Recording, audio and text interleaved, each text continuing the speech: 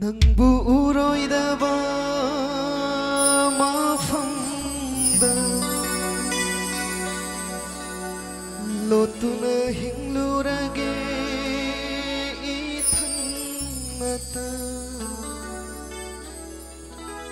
nungaina laihau nangdi yaifavata oiduna punsigi ashima tangi hairam khora aibu hinkhora aibu shikhora yaba ngamdraba thamoina wana lenduna laihore yaba ngamdraba thamoina wana lenduna laihore ashima tangi hairam khora aibu hinkhora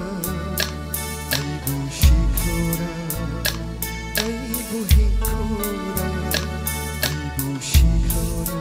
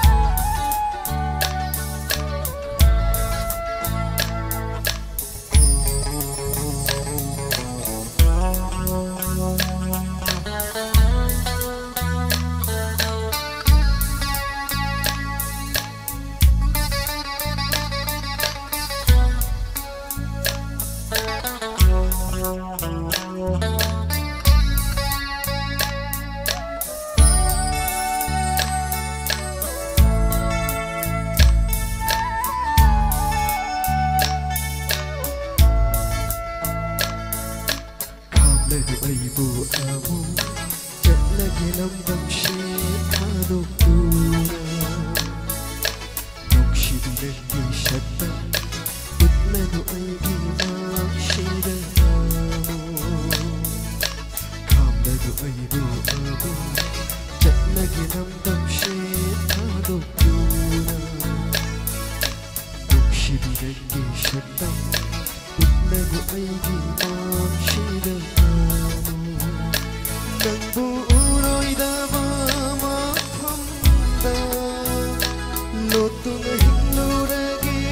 ithanata nungaina laihau nangdi